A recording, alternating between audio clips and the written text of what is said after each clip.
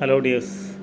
ഇന്നിപ്പോൾ ഞാൻ ഈ വീഡിയോയിൽ വരുന്നത് എന്തിനാണെന്ന് വെച്ചാൽ, ഈ അടുത്ത് നമ്മുടെ വയനാടുത്തെ ദാരുണമായ ഉരുൾപൊട്ടൽ മലവെള്ളപ്പാച്ചിൽ ദുരന്തത്തിന് ശേഷം പ്രത്യേകിച്ച് പലരും ഫേസ്ബുക്കിലും അവരുടെ വാളുകളിലും അവരുടെ ലേഖനങ്ങളിലൊക്കെ പറയുന്നൊരു കാര്യമാണ് മനുഷ്യൻ്റെ ഇടപെടൽ, മനുഷ്യൻ്റെ മനുഷ്യൻ്റെ എന്താ പറയുക ഇടപെടലുകൾ കൊണ്ടാണ് ഉരുൾപൊട്ടലുകൾ ഉണ്ടാവുന്നത് എന്നുള്ള രീതിയിൽ പലരും ചില പരിസ്ഥിതിവാദികൾ എന്നുള്ളതിൽ ഇപ്പോൾ ഞാനും നിങ്ങളൊക്കെ പെടും. നമ്മളൊക്കെ ഒരു മിഠായി കടലാസ് പോലും അലക്ഷ്യമായി വലിച്ചെറിയാത്ത പരിസ്ഥിതിക്ക് നമ്മൾ കാരണം ദോഷമൊന്നും വരുത്തരുത് എന്ന് ആഗ്രഹിക്കുന്ന എല്ലാം നമ്മൾ ശ്രദ്ധിക്കുന്നവരാണ്. പക്ഷേ ചില പരിസ്ഥിതി തീവ്രവാദികൾ കുറച്ച് കടന്ന് ചിന്തിക്കുന്നുണ്ട്, കടന്ന് പ്രചരിപ്പിക്കുന്നുണ്ട്. പക്ഷെ നമ്മൾ മനസ്സിലാക്കേണ്ടത് ഇപ്പോൾ ഈ ഒരു കാര്യം തന്നെ എടുത്താൽ, ഇത് ഈ ഉരുൾപൊട്ടലുണ്ടായിട്ടുള്ളത് ഈ പറയുന്ന ചുരൽമലയിലല്ല, മുണ്ടക്കയിലല്ല, പുഞ്ചിരിമേട്ടിലല്ല, അതിൻ്റെയും അപ്പുറത്താണ് ഈ ഉരുൾപൊട്ടൽ സംഭവിച്ചിട്ടുള്ളത്. അവിടുന്ന് പൊട്ടിയൊലിച്ച് വന്ന ആ മലവെള്ളപ്പാച്ചിലാണ് ആ ഭയങ്കരമായ ദുരന്തം അവിടെ ഉണ്ടായത്. അവിടെ അതിന് സമീപത്തോ പരിസര പ്രദേശങ്ങളിലോ ഈ പറയുന്ന രീതിയിലുള്ള കോറികളോ അങ്ങനെയുള്ള എന്തെങ്കിലും പ്രവർത്തനങ്ങളോ ഉള്ളതായിട്ട് അറിയില്ല. എത്രയും അങ്ങനെ ഒന്നും വന്നിട്ടില്ല, ഇല്ല. പിന്നെ അങ്ങനെയുള്ള മനുഷ്യൻ്റെ കൈകടത്തലുകളൊന്നും അപ്പുറത്ത് അവിടെ ആ ഏരിയയിലൊന്നും വന്നിട്ടില്ല. താഴ്വാരങ്ങളിൽ ചിലപ്പോൾ ചില എന്താ പറയുക വല്ല എസ്റ്റേറ്റുകളോ കാപ്പിത്തോട്ടങ്ങളോ അങ്ങനെ വല്ലതും താഴ്വാരങ്ങളിൽ ഉണ്ടായിരുന്നിരിക്കാം.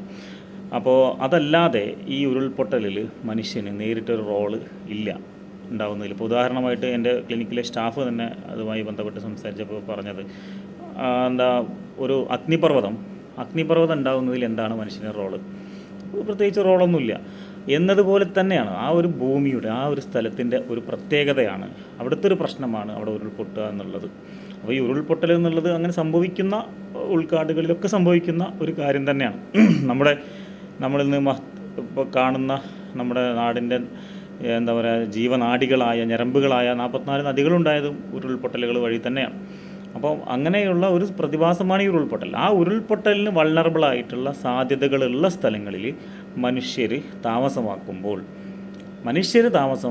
ആ മനുഷ്യർ ഈ ഉരുൾപൊട്ടലിൻ്റെ ഇരയാക്കപ്പെടുന്നു, മലവെള്ളപ്പാച്ചിലിൻ്റെ ഇരയാക്കപ്പെട്ട് അവിടെ കാഷ്വാലിറ്റീസ് കൂടുന്നു.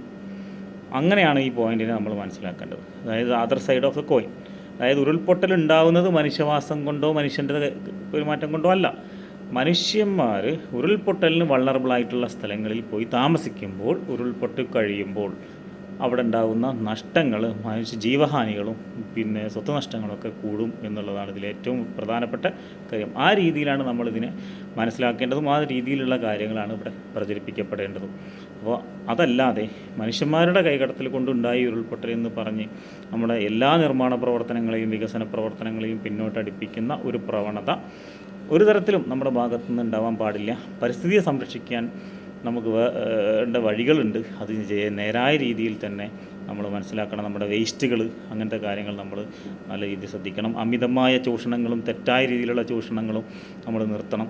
ഉരുൾപൊട്ടൽ പോലെ അല്ല കേട്ടോ, വേറെ ഒരു സംഭവം എന്ന് പറഞ്ഞാൽ മണ്ണിടിച്ചിൽ എന്നുള്ളത് ഇങ്ങനെ വരാം കേട്ടോ. മണ്ണിടിച്ചിൽ എന്നുള്ളത് മനുഷ്യൻ്റെ കൈകടത്തലുകൾ കൊണ്ടുവരാം. അത് ഉരുൾപൊട്ടൽ പോലെ കുത്തി ഒലിച്ച് വരുന്ന ഭയങ്കരമായ മലവെള്ളപ്പാച്ചിലുകളോ ഒന്നുമല്ല. ആ മണ്ണിനടി ആര് പെട്ടോ അവർ പോകും. ഇപ്പോൾ ഉദാഹരണമായിട്ട് അർജുൻ്റെ കേസിലൊക്കെ സംഭവിച്ചത് മണ്ണിടിച്ചിലാണ്. അതുണ്ടായത് മനുഷ്യൻ്റെ നിർമ്മാണ പ്രവർത്തനങ്ങളും അങ്ങനെയുള്ള വിഷയങ്ങളും കണ്ട് കാരണമാണ്. പക്ഷേ ഉരുൾപൊട്ടലുകൾ അങ്ങനെയല്ല. ഉരുൾപൊട്ടലുകൾ ഉണ്ടാവാൻ സാധ്യതയുള്ള സ്ഥലത്ത് മനുഷ്യർ താമസിക്കുമ്പോൾ അതുകൊണ്ടുള്ള കാഷ്വാലിറ്റി കൂടും എന്നുള്ളതാണ് ഉരുൾപൊട്ടലിൻ്റെ പ്രശ്നം. അതെല്ലാവരും മനസ്സിലാക്കുക. എല്ലാവർക്കും നല്ലൊരു ദിവസം.